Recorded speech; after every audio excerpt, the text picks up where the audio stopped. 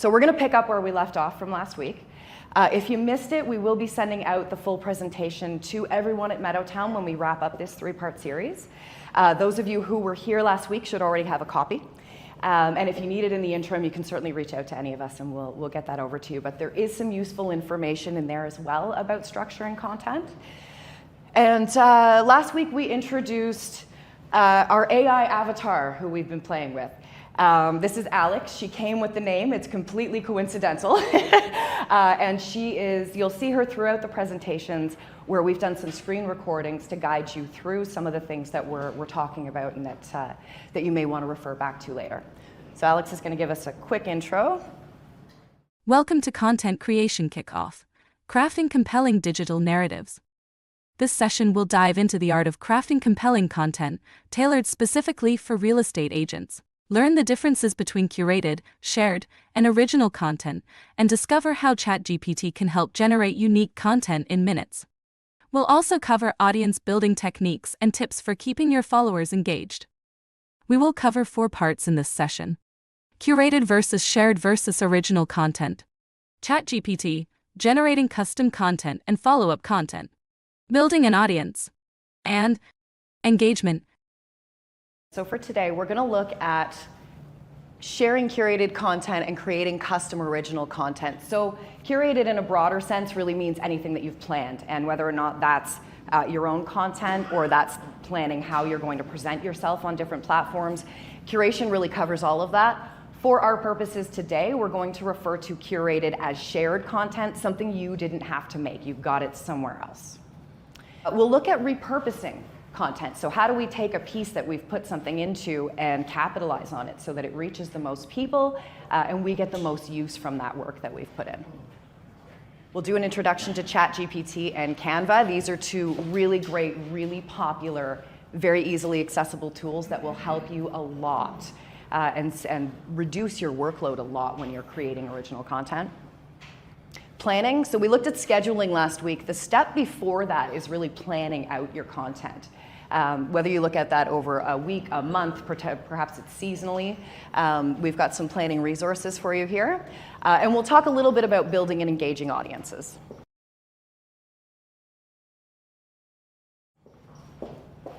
So why do we do this? George asked a really great question last week. Which was, why do the social? Is it going to sell my listings? So the short answer to that is yes, it absolutely can. The longer answer to that, though, is a lot of why we use social media is actually to build social credibility. So what we know about consumers in any market these days is that they will look you up online before they do business with you. So when they can get out there and they can see that you're on LinkedIn, you're associated with a professional network, you've got a reputable brand behind you, you're putting out informative information, you sound like someone who knows your stuff, you're showcasing the properties and the clients that you're working with. This gives them a really good sense of who you are. So a lot of using the social media can really be about promoting you as an agent. Within that, you can absolutely promote your listings, and yes, they can lead to sales, but it really depends on your strategies and your goals for how you're using this. So developing content plans and making content, coming up with content, this can be really intimidating. And I would like to take away that intimidation factor. So I want to give you guys some examples here of curated content versus original content. So some of the benefits that you guys have as Meadowtowne agents are that we put out a lot of social content. We put out some great stuff. It is all there for you to reuse, to share. So when you see things coming out like our featured listings every week, the home of the week comes out, the open house stories. Okay, these are listings that are published by the brokerage that you can put out to continue promoting yourself as an agent and promoting that you're part of Meadowtowne. Okay. Some original or custom versions of these would be things like your listing related posts. So coming soon, just listed, just sold, an open house post versus a story. So we do the stories, but if you wanted to have an additional post that is branded just for you, these are all things that the marketing department at Meadowtowne will actually help you with. So Talia, on that point, you're saying, so home of the week, Yeah. If I like it, I send the request, and you guys send that to go on social media right away, or no? We're actually going to talk a little bit later about how exactly to share these things. Okay. So if you look at the open house story in particular, that's a story that goes on Instagram, so they're relevant for 24 hours. If one of your open houses is in there, we'll tag you. Instagram will send you a message and say, hey, Meadowtowne tagged you. Do you want to add this to your story? You say yes, and now this will show up on yours as well. If it's a post you haven't been tagged in, or just a regular post that Meadowtowne's put out and you want to grab it on Instagram, there is, and I'll show you in a little while, there's a little arrow. You click that arrow and you can share the story. Instagram will not let you actually share a post as a post on your account. What it will do, though, is let you add it to your story so that it runs for 24 hours, which is great because it increases your visibility on the platform for having A, used a story, B, put up some new content. Answer your question? Same with LinkedIn and Facebook. It's a little easier to share on there. There's the share button, and you can press that, leave a little comment with it to give some context, and voila, there's your content for the day. We've done the work for you. And with these, so one of the things that the marketing team at Meadowtowne does that's a little unique about us is we support your individual brands. So with things like listing-related tiles, we will usually create a set of these for you. We've got a template. When you've got a new listing, you can email us those details. We can also share those templates with you in Canva, which we're going to talk about in a little while. So if you want to have a copy of that work so that you can edit it on the fly, by all means. Or if you've created something and you're like, guys, I like my tile, send it to us. We are more than happy to work with it. So other types of content that are great to post to show that you're knowledgeable in the space. Market trends, updates, the stats that we put out every month. So this top row is curated. This is content that you would find on Meadowtowne's social accounts. And again, you can share those things. The bottom half are similar pieces of content that are customized. So some of these, the two posts on the left and right actually came from the RLP network. It's another great resources that you guys and we have access to. So if you go into the marketing section in the RLP network, they actually have a ton of marketing resources. They've got social tiles. You can grab them, you can brand them. You can send them to us and ask us to brand them for you, and we'll put those out. The one in the middle here is our monthly stats information that we send out to each of you. So definitely make sure that you're posting these and post them everywhere. These are some examples of social content and holiday posts. So I'm sure most of you know we do a set of holiday posts for any major days. You'll see an email come out from the marketing team, and we also post these in WHAM, our We Are Meadowtowne Facebook group. So you can grab, so I know for Mother's Day, we put out a few earlier this week, and you can go in there and either save one of those images and post away, or you can get in touch with us and let us know that, hey, I like this one with the pink heart, but can you customize it for me and throw my logo on? We'll do that for you. You've got something to post on the holiday. Notice with these that we've got the agent's branding. We also have Meadowtowne's branding. Okay, so that's a point we're going to come back to in a little bit. But what you will get from the marketing department is materials that are in keeping with your brand and also in keeping with any guidelines that you guys need to adhere to when you're doing marketing materials. One other thought on this too. Meadowtowne has a really awesome culture. And we all have a lot of fun here, and that shines through in our social media. So sharing some of these things really speaks to the culture of a workplace that you're a part of, and it does give some people some insight into who you are as a professional and what your working life looks like. So these are great things to share. So there is a fairly extensive list here. I will not take you through all of it, but we will share this with you later. So if you're looking for ideas, there are a lot of different pieces of content here. Some have references to where you can get them. Others are suggestions for things you may want to make yourself. This gets a little advanced. We start getting into blog articles, things like this. So, pick and choose what's going to work for you from here. And this is not an exhaustive list. This is something you could certainly pull the pieces that interest you from, and then continue to build on it and work that into your social planning.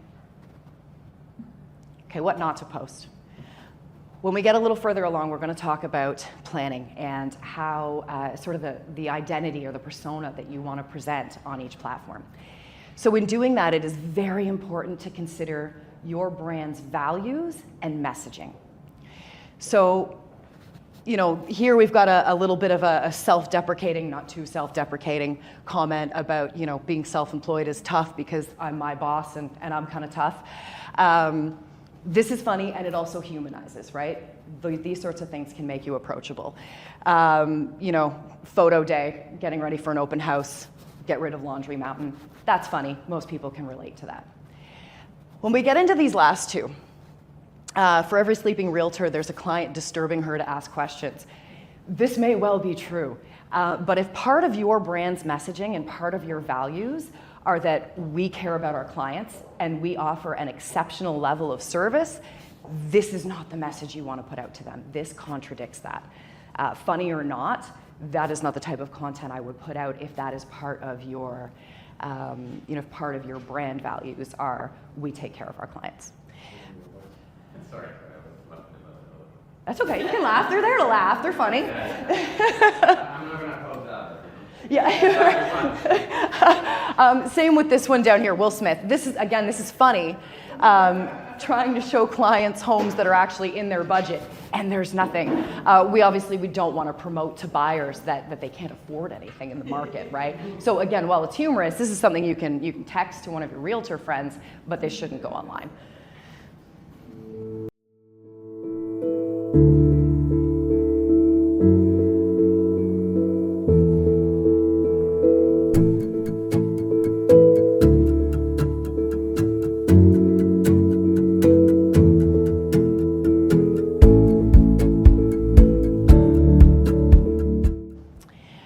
So going back to some of the content samples, Rico's got some updated guidelines for social media. We're not going to go into all of them here. A lot of them are contextual. It's not very long. You should have a read through them. Make sure you're up to date. And there's a link to the guide here. One of the key takeaways from it, though, is that they do ask that you identify the brokerage you're affiliated with in all of your pieces. So it is important to list your affiliation with Meadowtowne, whether you do that in writing or you do it by using a logo graphic somewhere on your post. Okay. I do not want anyone to be intimidated by this. So this is a common question I get, how often should I post? And if you Google this, you will get a wide range of different answers. There is no consensus and there is no hard and fast rule. The truth of this is that you post as much as you can that fits within your schedule, and you post what resonates with the people that you're speaking to online. So these are some general guidelines. I don't fully agree with the LinkedIn one. I think I may change that. That did come out of the statistics we pulled. But LinkedIn is a platform where, you know, I would say 3 times a week is plenty. YouTube once. Facebook and Instagram are things you really should update every day. In order to stay relevant in their algorithms, you need to be consistently putting out content. So as soon as you've created an account, we talked about this last week, don't walk away from that account, put out a post. Even if it's shared content, doesn't matter. Start getting something out every day. It doesn't need to be time consuming. This can be 5 minutes, but you should be putting something out. And with Instagram and Facebook, that can be a post, a reel, a story. It can be shared. It can be something we created for you in the marketing department. It doesn't need to be complicated, but something should go out every day. Twitter's another platform where if you have the capacity, it's a good one to keep updated every day. The real value in Twitter lies in search results. So this is a heavily weighted site. And when people are searching for the types of content, types of listings, an agent in the area that you work in, having those posts on Twitter will help you show up in the search results. YouTube once a week is plenty. And YouTube has a new feature with shorts. So these are quick 60-second videos that are very much like reels on Instagram. And it makes it much easier to get content on YouTube these days. You don't have to post these longer videos. Are the posts and the stories the same ones on Instagram? Do you mean like you're making a post and you're sharing it to the stories? Yeah. So it absolutely can be. And when we get a little further along and we talk about repurposing, we'll look at some of the ways to do that. So it really depends on the volume of content you have and how you're sharing it. So what types of content? These are, again, they're general statistics on each platform and the type of post that works best on that platform, what levels of engagement it's likely to get. So do you need to include an image, a video? Can you just post a link? Carousels, by the term carousel, this term has evolved a little bit. It used to mean something a little different. Instagram specifically will let you upload up to 10 images at a time, and then you can scroll through one at a time. They consider that a carousel. And so you'll notice with Twitter, it is good to use graphics, put an image or a video in periodically, but you can also, if you've put a video content on YouTube, you can take that link, post it right into Twitter. That's going to do well. You can also tweet things out with just text. Like, this does not need to be very involved. It's really meant to be quick. And then these are the types of content to post. Again, general guideline, just to give you a bit of a framework to work within. You will find what works for you. But today, where we started off last week, sort of going over the basics and the setup, we wanted to make sure that today would give some structure for and a framework for some of our newer users and some of our more advanced established users who are already active in social media. So some of these benchmarks might be things you want to work toward, but when you start this, start small. One post, one story, share something. I don't want the takeaway today to be, oh my God, I have to put up 20 tweets this week and 10 stories and 5 posts. That is not the intention here. Was anyone thinking that? So what you can do is, you take these as a bit of a structure and you work this into your schedule and see how things go. The best information you're going to get on what to post, when to post, and how to post it is over time from the people that you're communicating with online. Hashtags. These are something else we get asked about a lot. The purpose of hashtags is to group together similar types of content. So these are really popular on Instagram and Twitter. You can use them on Facebook. They don't have as much impact on Facebook, but they certainly don't hurt if you have them there. So how many is the next question we get. For Twitter, short answer, 1 to 2. You don't want to get excessive with your hashtags on Twitter. Instagram will take up to 30, but when you get to 30, it can get glitchy, especially if you're scheduling posts, and sometimes they'll fail, or they'll actually take your post down because it thinks you've exceeded. So my rule of thumb is 20 to 29. A good way to manage hashtags is to have that set of them that you regularly use, and we're going to show you a planning tool a little later on for where you can sort of store these. So locations are really important, the areas that you work in. You might want to list the types of properties that you tend to work with or that you aspire to obtain. Anything that's going to relate to you on an ongoing basis. And then you want to look at what's applicable to this particular type of content and what's trending. So we'll also have a look at how to find what's trending. Today is National Tech Day, I believe. So being here is a great thing. This gives you some social content. Grab a photo before you leave, head to Twitter or Instagram, hashtag, celebrating National Tech Day with a workshop on social media at Meadowtowne. There's your content. Share it across all of your platforms. You're good to go, and you've popped something in there that's going to give it visibility with that hashtag. ChatGPT, which we're also going to have a look at. This is a great tool for helping you decide on some hashtags. So if you've written some content and you drop it into ChatGPT and you say, hey, can you suggest some hashtags for my Insta post? It'll give you a long list of them and you'll have something to choose from. So where do we find these? On Twitter, there is a trending button. It will show you a full list of what's popular that day, what's ranking well and getting a lot of attention. For Instagram, it's a little more convoluted, but it's still easy to get there. You're going into the search at the top. Search for whatever it is. It could be real estate, it could be Mississauga events, whatever it is that you're looking for. Once you click that search, so I searched for real estate, the result came up, I clicked real estate, and now it's showing me all these tags because I've clicked on tags. Okay, so there's 4 button clicks to get there, but this gives me a list of everything that's currently trending in real estate. This was a carryover from last week, so if you've already seen it, I apologize. It makes an important point, though, about the tone, the persona that we're going to present on each platform, and sort of how to shape our content.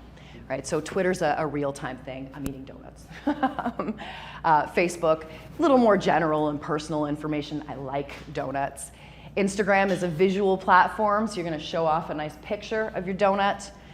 YouTube, video-based, so here's you eating your donut. LinkedIn, my skills include donut eating. Pinterest, you'd share a recipe. And with TikTok, you would probably dance with the donut. Okay? So this gives you an idea of what types of content, sort of the tone you want to take with each platform. So some of the reasons to use YouTube, there is a massive user base here. This is the most heavily weighted website that exists. So putting content in here, using the descriptions, using the titles, putting tags in. We talked about this last week. We're going to look at it a little bit more with ChatGPT.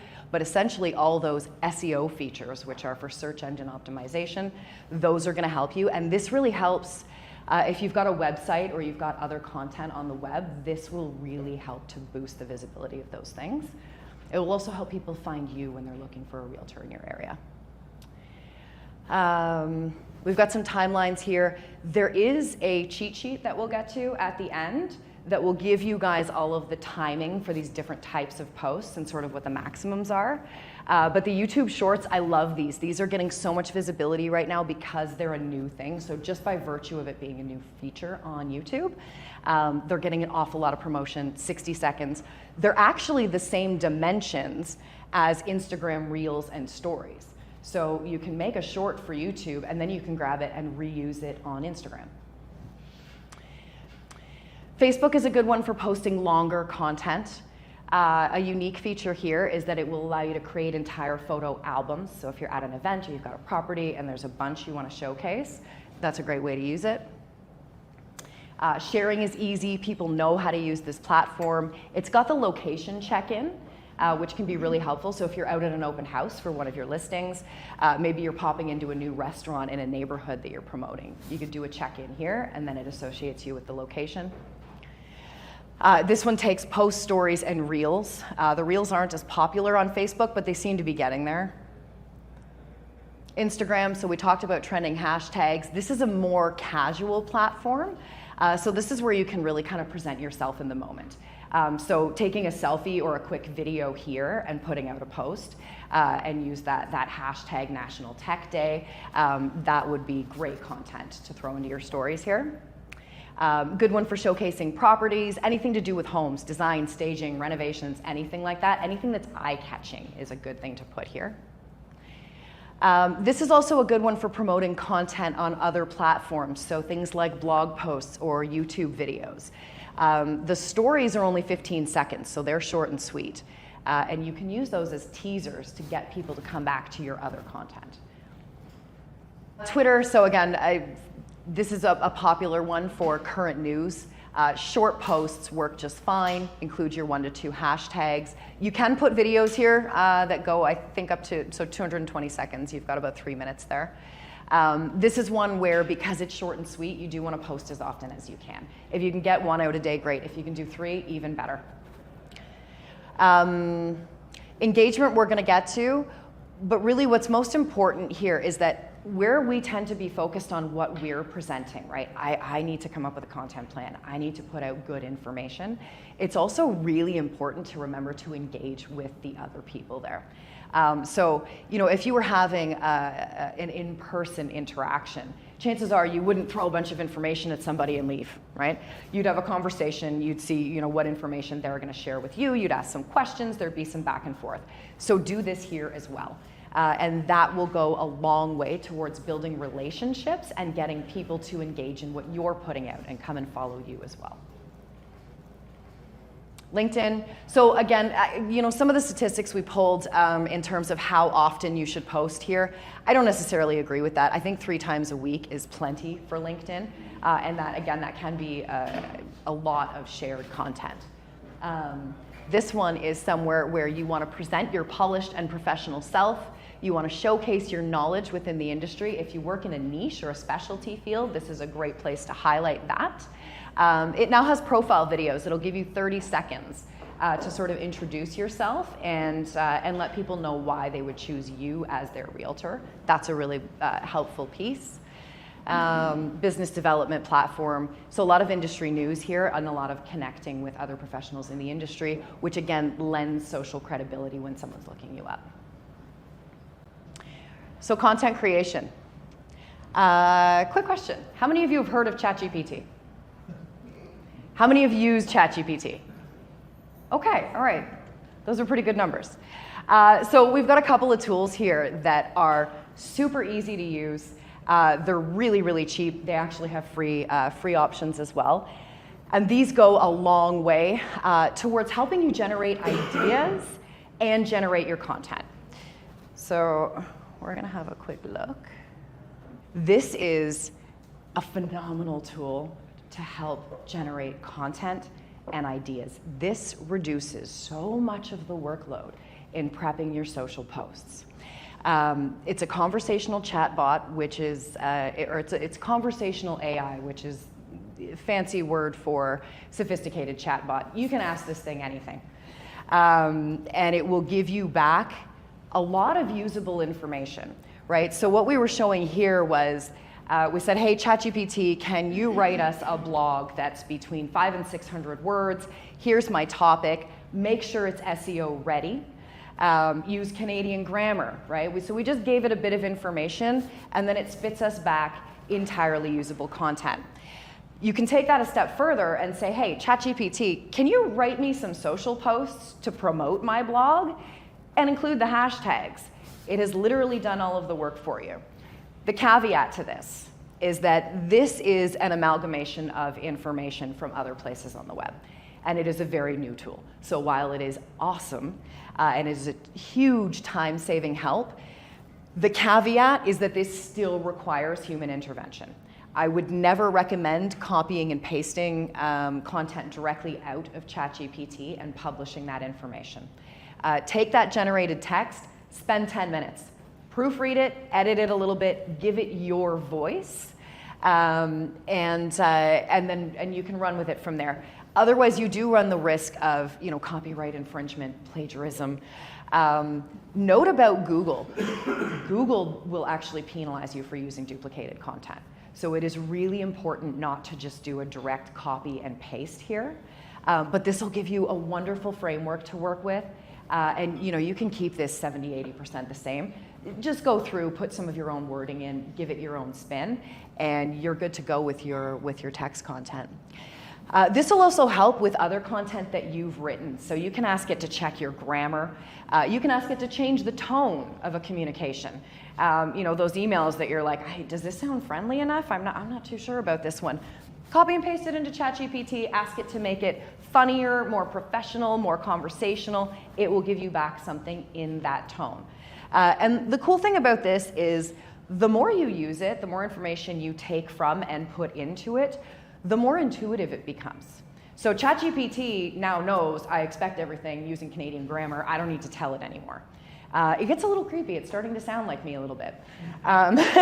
So very cool, very useful. The caveats are, check your facts, make sure you do the editing. This thing has been found to make stuff up periodically.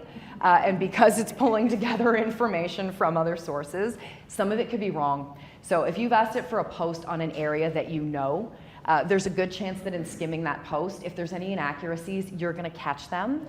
If there's anything in question, though, before you put your name behind that, I would go find a reputable source to verify the information, okay?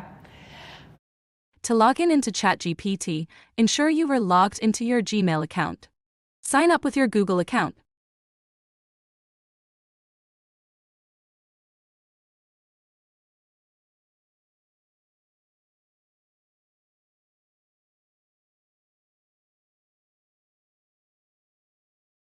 It may ask you some additional information, such as your birthday, name, and phone number.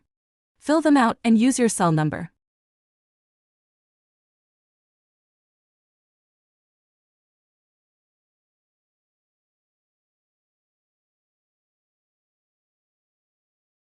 A code will be sent to your number to verify your identity. Enter the code sent to your phone. Follow the next prompts until you get to the ChatGPT screen.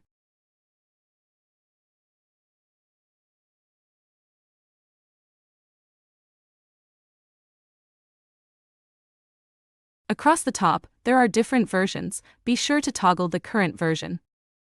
To start with this session, in the field that says Send a Message, you can prompt ChatGPT by typing in specific prompts you need for the blog or post you are trying to create. In this instance, we will prompt it to write a 600-word blog post about Halton Hills, Ontario using Canadian grammar and make it SEO ready.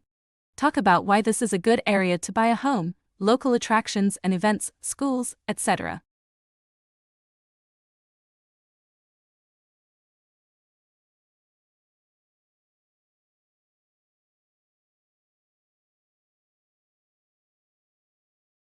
Hit Enter. The AI will begin formulating the response. Once generated, you can add additional parameters or revise the response by prompting it with other information. We'll ask the AI to revise it to include more information on outdoor activities.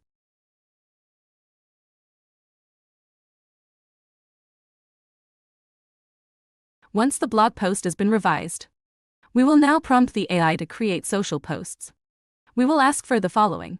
Can you write some social posts to promote the blog article on Instagram, Facebook, Twitter, LinkedIn, and can you include hashtags? Press Enter.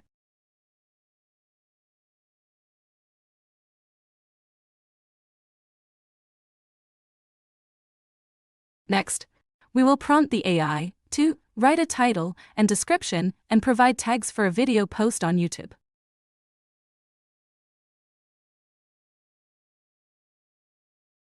Once this is complete, we will ask it to revise the YouTube information to focus more on search engine optimization.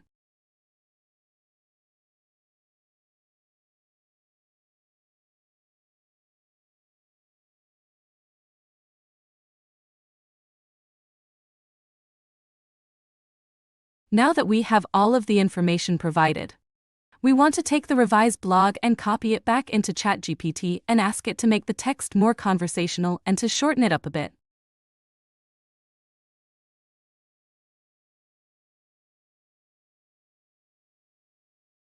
Scroll up to the revised blog above and copy it.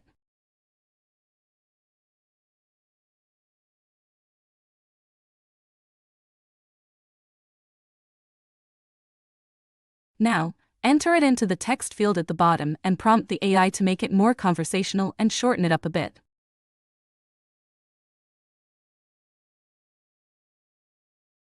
Next, open up a new chat.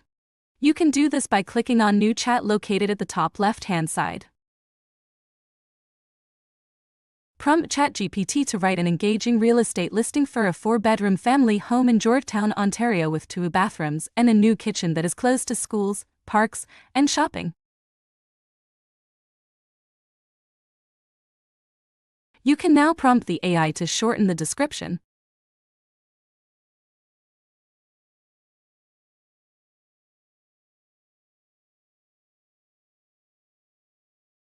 Now you have all the materials you need to post content to your multiple platforms. Make sure you do the editing. This thing has been found to make stuff up periodically, and because it's pulling together information from other sources, some of it could be wrong. So if you've asked it for a post on an area that you know, there's a good chance that in skimming that post, if there's any inaccuracies, you're going to catch them. If there's anything in question, though, before you put your name behind that, I would go find a reputable source to verify the information, okay? Also, ChatGPT, one of the problems that conversational AI are having right now is that we don't have the computing power in the world to process all of the information that exists online. So it taps out at 2021. If you wanted to find out what days are trending today, you could ask it and give it this date, but it will also tell you, I only know that up to 2021. So if it's changed since then, I'm not sure. That would be a go to Google question. Okay? But this thing is phenomenal. It can help you rewrite listing descriptions with very, very, very little information. If you're planning your content for the month and you're not too sure what to write about, go to ChatGPT. Hey, have you got, I'm a real estate agent. I work in Mississauga. I focus on condos. I need a 500 to 600 word blog. Can you help me? Give me some ideas. And it will give you some topics to work with. And then you pop one back in, have it generate the content, keep going from there and get it to generate your social posts as well. This also works for marketing emails. So it's a really, really great way to save a lot of time and a lot of brain power. Canva is the other tool that we're going to have a look at. I wasn't actually planning on playing this one because it's a longer video. And a note about some of the newer tech tools, particularly the AI, they're in use in high volume. So when you're planning is important. Sometimes your video gets held up at 99% for 24 hours because their servers are overloaded and you can't get it. So this will be made available to you when we send out this presentation. But this is something that happens in ChatGPT as well. I actually recently upgraded to the paid version because you get kicked out less often. But people around the world are using these tools. So they're great resources. Whenever you're working with tech, that planning step is critical because you need to expect the glitches. You need to expect the unexpected delays. They happen. It's part of life. They're usually pretty reliable, but especially with a lot of this new stuff, everybody's in there. So give them some time. Canva. How many of you have used Canva? Okay, good. That's a good number. So this is a really simple, easy tool for making professional graphics, even videos, even if you have no background whatsoever in graphic design.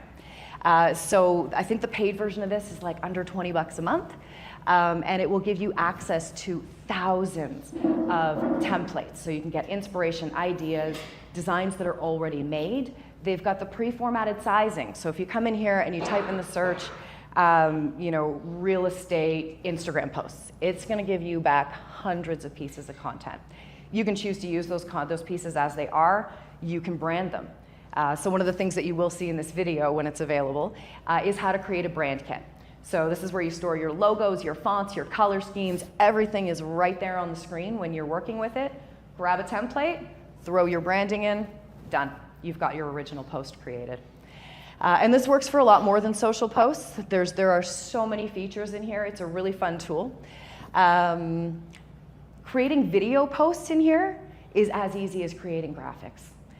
Saving, you can save it a million different ways. You can make a PDF, you can make a PowerPoint presentation. You can use it for all of your social. You can use this for pretty much everything these days. I'm actually using it right now for this presentation. And it has a neat feature where the clicker is on your phone.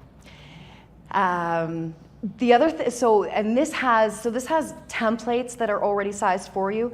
It also has built-in sizing options. So if we come in and we say, hey, I want to make a new post for Instagram, it's going to open it up for you. It's going to be sized properly. Okay, so that's a huge time saver. The other thing this is great for is collaboration. So I mentioned earlier things like creating templates or having the marketing team create them for you. And then we can share those documents with you. So we can work together on them. We can go back and forth. If you have a question, someone wants to change something, we can literally in real time get into Canva and work together. It's pretty awesome. In Canva, you can create a brand kit by selecting Brand Hub on the left-hand side of the screen. You can add a new brand kit by clicking on Add New in the top right-hand corner of the screen. Here you can name your brand kit. In this case, we will name it Alex AI, then select Create. Next, add your logo by clicking on the bar that says Add Your Logo. Scroll down and add your profile picture to Photos.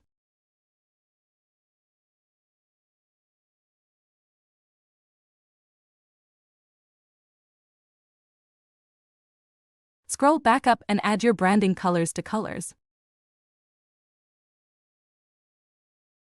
By clicking on Add New, you can add colors to the palette by clicking on the plus sign. You can add your color codes to select your branding colors as well. Next, scroll down and select your fonts. When selecting fonts, it's wise to add a non-serif font, a cursive font, and then a serif font, so they can appear consistent throughout your print and online media. When selecting your fonts, think about your audience. Pick professional and easy-to-read fonts.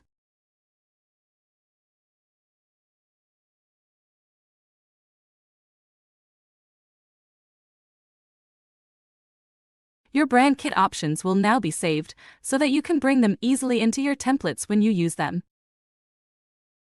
To return to the home page, click on the Canva logo in the top left-hand corner. Once you've logged into Canva, select Templates from the left-hand side of the screen. Here you can see a myriad of pre-made templates that can be customized with your own branding.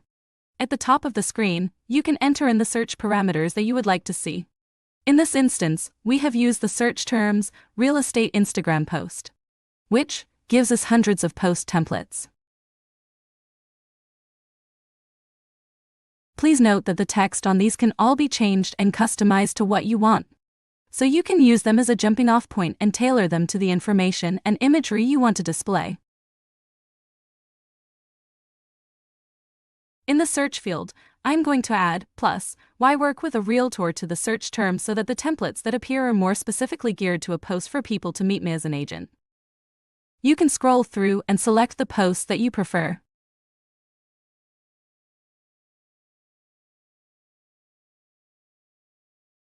Once you select the template, you can then select Customize this template.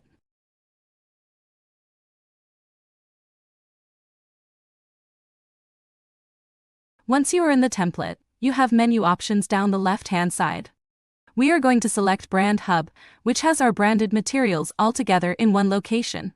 Select the drop-down that says Brand Kit and a prompt will appear and you can scroll to the brand kit that you want to use and select it. We are using the Alex AI brand kit. On the template, every item, whether it be text or image, is its own layer.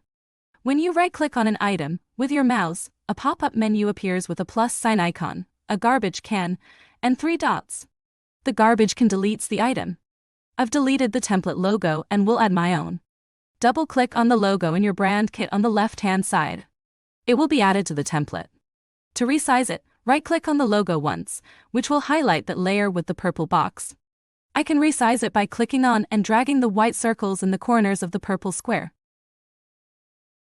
Next, I want to change the contact information on this post.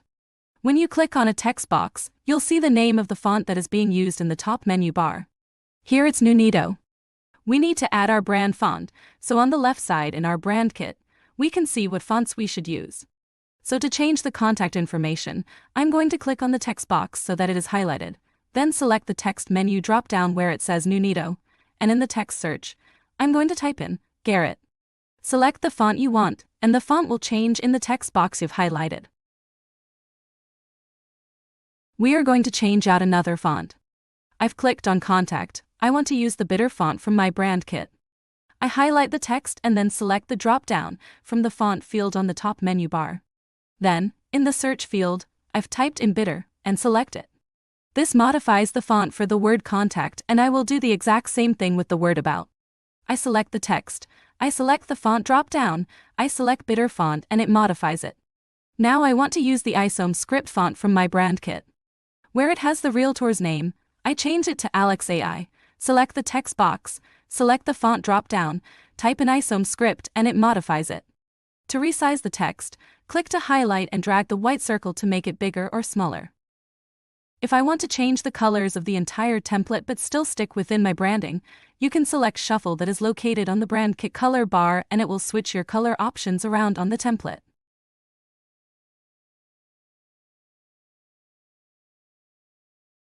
I can also select a particular image, like the paint swatch on this template, and then click on the small box of color in the top menu bar that will open up your color options and give you hundreds of options, but it also will have your brand kit in the drop-down menu so you can choose the specific brand color that you want to use. I'm using the light gray. I then want to swap out the profile pic and add my own, so I have selected the profile picture on the template and hit the garbage can. Another way you can delete an image is highlighting it and hit backspace on your keyboard. I've selected my own profile pic from the brand kit by double-clicking on it. If I highlight it, I can change the size of the image or move it around. When you select an image like a photo or other image or text box, you resize it by highlighting whatever layer you want and then clicking and dragging the circle in the corner. To crop an image, so that a part of it is cut off, you can highlight it and use the small white rectangles. You click on them and drag up or down or in and out. They are what you see on the sides of the purple rectangle when you highlight the item. Now I want to change the color of the text. I'm selecting each text box. On the top menu you'll see the letter A with a small rectangle under it. When you click on this, the color drop-down appears and you can select the color, and you'll also see your brand kit within the color menu drop-down as well. Other things to note when you are in Canva. At the top right-hand side, you can change the name of the post. If you are scheduling several posts, dating and naming the posts is wise. Another thing you can do is add a page, or you can duplicate a page if you wanted to make a similar post. You can duplicate a page by clicking on the page and plus sign icon located at the top corner of the template. You can change out the images by keeping some elements and adding new ones. We will go into adding other images later on.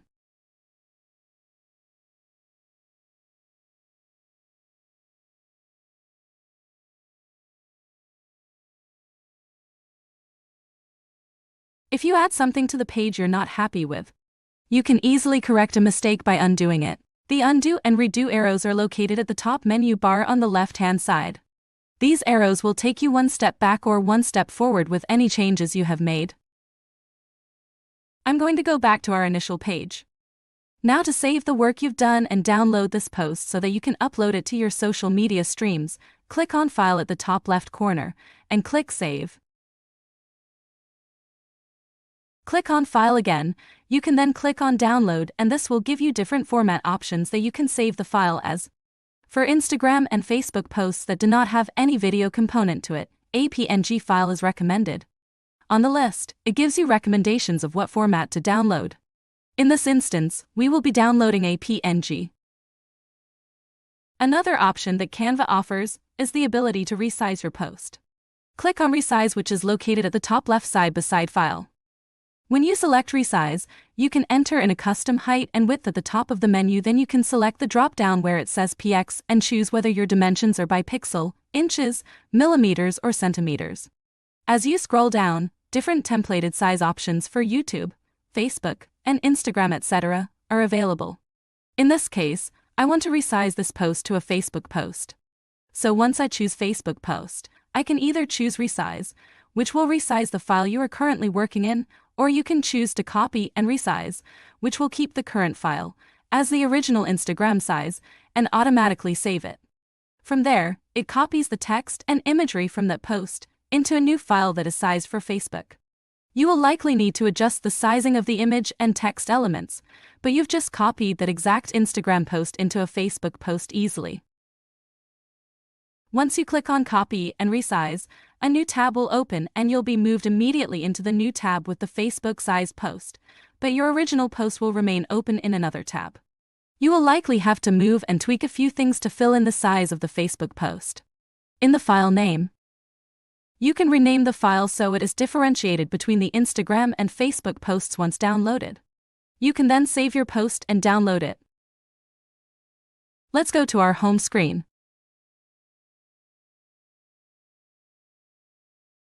We are going to make a reel. Now this reel can be used in Instagram, in Facebook Stories, as well as YouTube Shorts. Using these short videos is a great tool that spreads you across 3 platforms and you only have to make it once. Select Templates. At the top search field, you're going to input Instagram Reel, plus Interior Design as your search. Once the templates come up, you can scroll through and pick the option that you want. If you hover over the bottom of the templates, the ones that have a play icon are videos, and hovering over them will show you how long they are.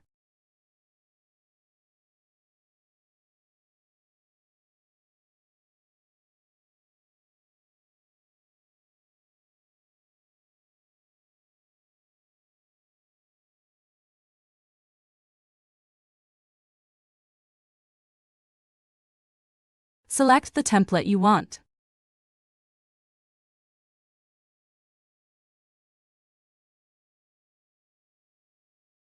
Then, select Customize this template. Once you're in the template, I'm going to change the wording here and just type modern interiors. You can change the line spacing and letter spacing from the spacing icon in the menu above. I'm going to change my font to the Garrett font from my brand kit.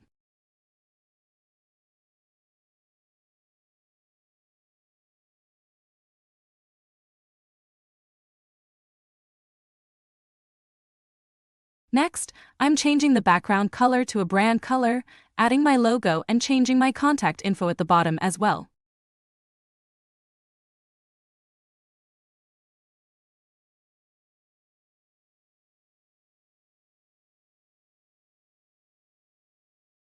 As videos, you can click on the video and can see on the above menu line, there are video options that appear when the clip is highlighted. If you select the time of the video, in this case, the 9.9 seconds, it will take you to a video crop tool, where you can adjust the length of the video clip. If you have two videos on one reel, they should be the same length.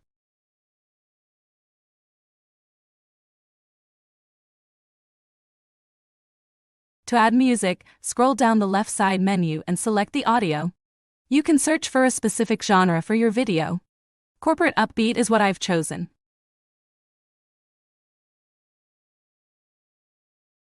By clicking on the play icon on the options, you can hear a music clip of the song.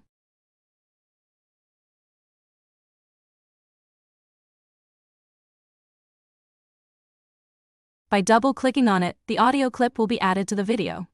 It shows up under the video clip.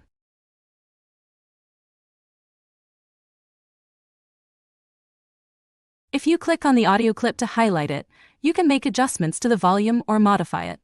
Select Audio Effects. You can add a fade in and add a fade out to your music.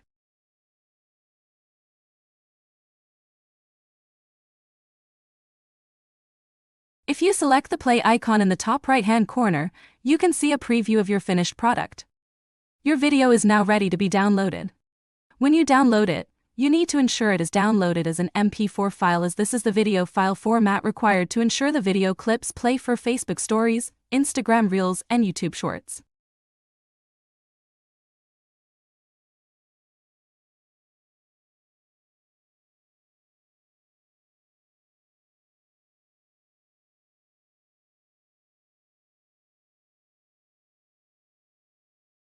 Now, I'm going to show you how to create your own design. Select Create a Design, located at the top right-hand corner. The drop-down will appear and you can start a brand new blank canvas by clicking on Custom Size on the bottom left-hand corner of the drop-down. Enter the size that you want to create. I want to make a thumbnail for our reel, so I've entered 1080 by 1920 pixels. Then select Create New Design. So, once you're in your blank canvas, let's quickly add a file name, where it says Untitled Design, just a little on the right at the top of the screen. If you want to add items or text to your canvas, the place to start is selecting Elements on the left side menu. In Elements, there are shapes, stickers, graphics, photos, other options. I've selected a square. You can move it around, you can resize it, you can duplicate it. By selecting See All in the Elements menu, it shows you all the shapes available. On your canvas, if you highlight the shape by clicking on it, you can change the color of it by selecting the color square above. I'm going to delete these. I can do this by just selecting the shape and dragging them off the page, or clicking on the garbage can icon. In the Elements menu, select Back, and it will take you to all the options again. I've selected See All. In the Graphics menu, you'll see that there are images, gradients, stickers, all different things to add eye-catching details to your social media. You can search for whatever image you need. I've typed in house. There are tons of stock graphics available. There are icons, illustrations, simple or more detailed options. If you select an icon, you can change some of them by clicking on the image once it's on the canvas and then selecting the color block on the top menu and choosing the color you want to change it to.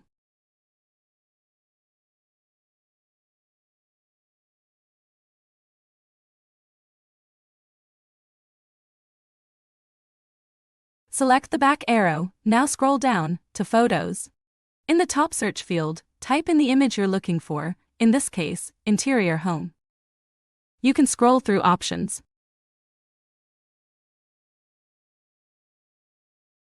I'm going to add modern to my search field to widen my search for a great photo.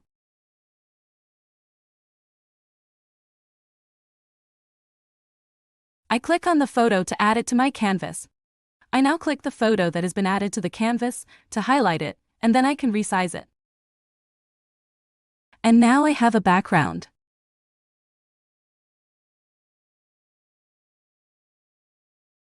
In the Elements menu, if you scroll down, you'll see the Frames option. These are picture frames that you can drag and drop an image into, and it will take on the shape of the frame you've chosen.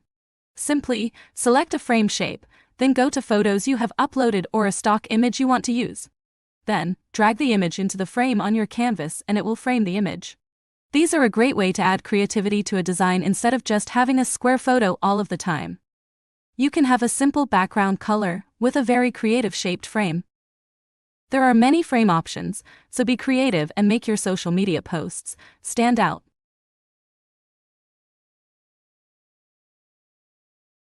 One last thing about the Elements menu.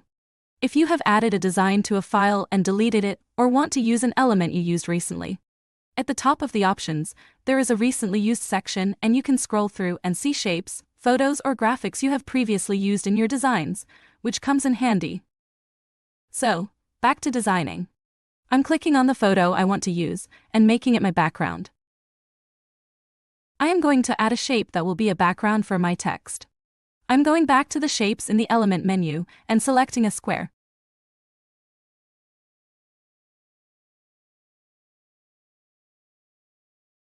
Then, I resize it into a rectangle. To change the color, I'm selecting the color square on the top menu. Our brand kit is not on the palette, so I'm going to go to Brand Hub on the left-hand side. And then, select the brand kit that I want to use, which is Alex AI. Now when I go back to the color block, you'll see my branding colors have been added to the color palette. I select the color that I want. Now, I want to change the transparency of this shape. So I'm going to select the 3 dots on the left side and then select the transparency icon, and I can change the opacity of the shape. Now, it's time to add text to our canvas. To add a text box that has our branded font, I'm going to click on Garrett from my font list, which is in the Brand Hub. The text box is added, and now I can add my text. I've typed Modern Interiors. I'm going to resize it so it fits in the background shape. Now I want to change the line spacing of the font, so I've selected the spacing icon above, and now I can change the spacing by moving the tab up or down.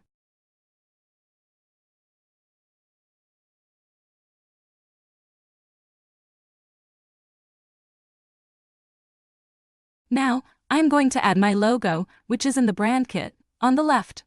I select the logo. It's added to our canvas.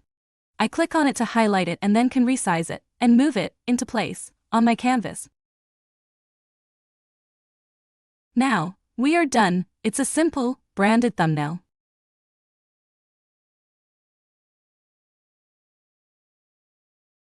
I go to File, at the top, on the left-hand side, and then I select Save. Then, I select File again, then I'm selecting Download. With an image file, I want to download this as a PNG.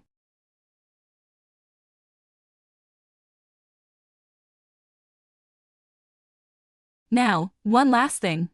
If you want to share this design with someone on your team, you can select Share in the top right-hand corner of the screen. You can type in their email address and press Enter. It will send them invite to accept. Or, you can select Share and then select Copy Link.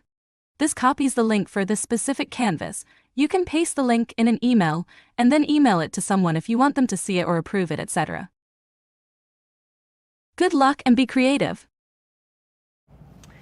Some other things you can do in Canva, you can add music. The collection in Instagram is better.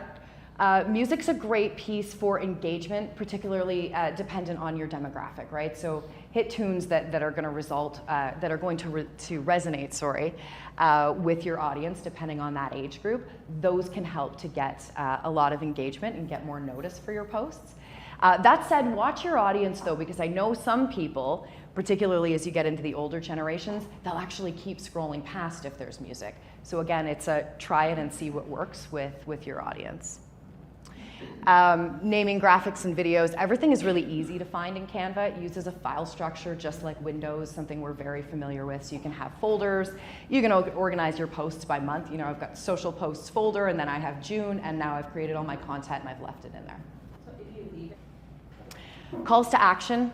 So these are things like putting a button on your Facebook post. When you make a post, you'll see periodically it'll come up and say there's like a message me, call me. These things are great to use sometimes, not all the time. We don't want to overuse them. It becomes too salesy. But you definitely should. You should have a call to action, you know, end of your YouTube videos with the animated arrow. Subscribe to our channel for more information. That's a good one to use consistently. Periodically on your other posts, give us a call if you want to book a showing for this house. So use them, but use them in moderation. Okay, so planning and repurposing. Someone asked me a really good question last week about finding their voice in social media. So there's some basic steps that we follow that really, and it's those planning pieces that help us with this. So what is my brand identity? What are my values? What is unique about me? And figuring out how to frame those things to deliver consistent messaging, right? And part of consistent messaging is using similar wording, similar graphics, similar fonts, making sure your branding is there. You want to be reliable. You want people to know what to expect from you when they're looking at your posts online, so that it has that cohesiveness that builds trust and builds relationships. So there's some tips here for for finding your voice. We've included some planning documents. So there's a Google spreadsheet there that you guys can go and download. You can use that for planning out some of your content for a week, a month, however long you want to take it. There's also a bit of a questionnaire there for finding your voice. So helping identify what those things are, what that consistent messaging is that you want to deliver. So the second part of that, and this one's a little trickier, is finding that unique voice for a team or an agent that you work with. And the biggest part of this is ensuring that the time is spent with whoever's managing your social media to help them find that voice with you. So they need to be very clear in their understanding on your values, your messaging. You know, one of the things that planning helps out with a lot, and agents, please keep this in mind if you're working with anybody on your social media, taking the time to seek your input is what is going to generate your voice. Okay, so the planning is on your social media manager to have that stuff ready and to give you some time to go over it. It's important that you do go over it and that you do provide information so that they know what they're doing going forward. Sharing information too. When you see something that you like, send it to them. Quick screenshot, share it on Instagram. Hey, I like this. Can we do something like this? Maybe a piece of news has come out and you want to email that over to them and say, hey, can you draft something about this? Here's the context, I want to say this. So having those interactions with that person, at least until they become established and comfortable enough representing you online, are critical. So much of the same that we've just talked about, defining your goals, considering your audience when you're putting content together. It's really important to remember who is receiving this content. Who are these people? And what are their interests, right? What other things outside of the direct information you want to share actually interest those people? So things like music. What music are you into? All of that can help you there. Be flexible with this. Things change. They change a lot online. So try not to be married to anything. Try to leave yourself time. If you see something's been working and all of a sudden it doesn't, that's okay. Do it differently. Do something else. You know, these things change in real time, and we adapt with them. It's part of the fun. Some additional resources for planning. These are some calendar references that will give you all the important days in the year. It's really hard to find one comprehensive calendar that's got all of the holidays and all of the social days and that covers off all of Canada. So these two combined do a pretty good job. And that link to Hootsuite there offers two things. If you scroll down on the page, you'll see that there's a very long list of dates broken down. It also has a Google Calendar layout that with a button click, you can add to your Google Calendar. So we do this in marketing. We use a Google Calendar in order to anticipate the days and schedule out our posts. Really helpful tools. Repurposing content. So we talked a little bit about the point of this earlier. People take in information differently. Some of us are better at reading text. Some of us need to hear it. Some of us need to see it. Some of us need to see it in motion, which is why we do things like text posts, graphic posts, video posts. Doing all of those things and changing them slightly to fit on different platforms is going to appeal to more people. It also helps to reinforce the messaging that you're putting out there. So I'm going to take you through just a quick example. Let's say you make a video walkthrough tour of a property that you're promoting. You would take that full-length video, 5 to 7 minutes, and you would post it on YouTube. Set up all your tags, your SEO, the descriptions.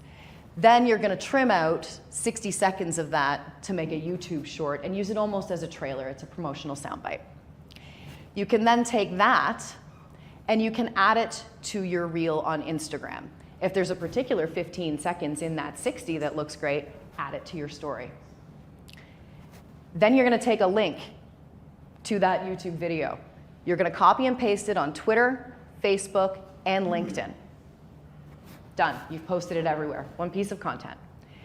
If you want to take that a step further and you've got a website that you blog on, there are a ton of apps online that will transcribe the text from your video. Run it through the transcription, use that as a blog post. You're going to put this on your website. In that post, you're going to link to your full-length YouTube video to keep pushing traffic back to it. And now you're going to take that link to the blog, and a couple of days later, you're going to post that on Facebook, LinkedIn, Twitter. So you've actually used one piece of content here, and you've posted it on all of your accounts twice.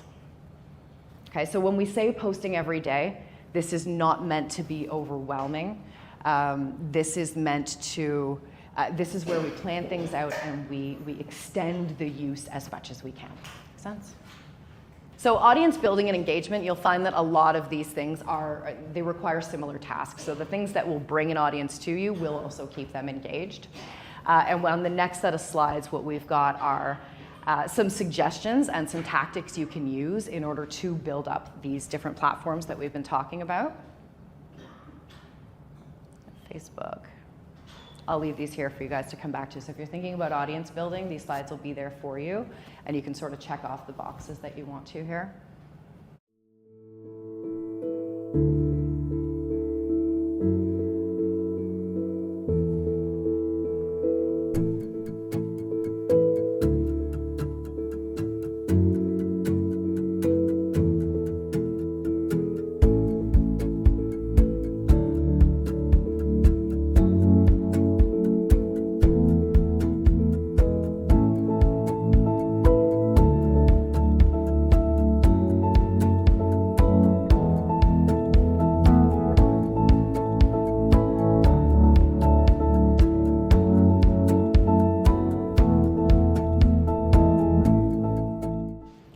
Building, much the same. Some of these platforms we've listed here, they've got specific functionality that's unique to them that are things you can try out if you want to continue to build the network out.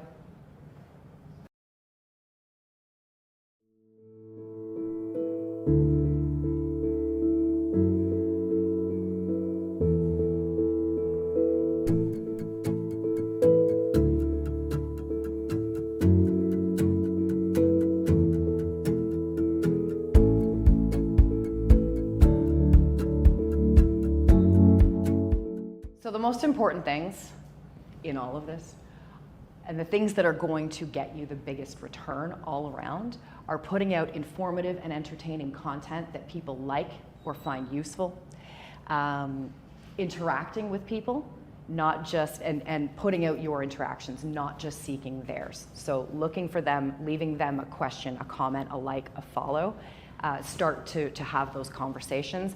That's going to generate a lot of returns for you, particularly in a platform like Instagram. Instagram is really easy to build a following on because the etiquette is so clear. You follow me, I follow you. That's just how it goes.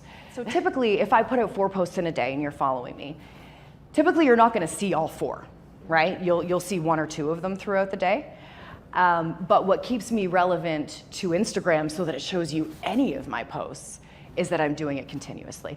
I would also agree with you that it shouldn't be the same thing. So 4 posts is a lot. If we've put out a story, a reel, and a post, there's some differentiation there. And listen, with the guidelines, like I said, they're guidelines, right? So the one rule of thumb that you should follow is post daily on those major accounts, okay?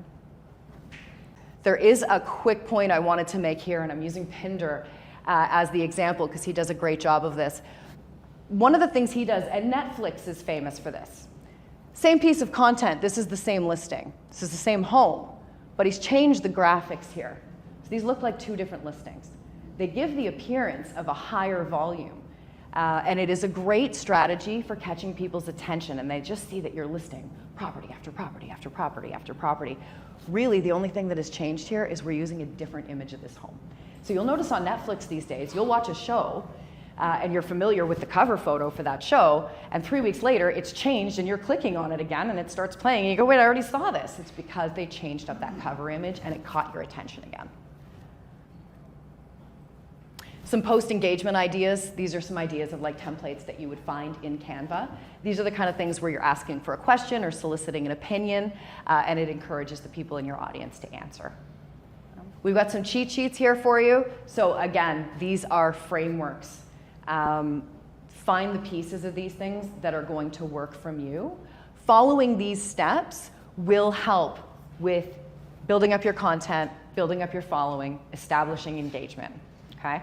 Start small, start with the bits and pieces that work for you.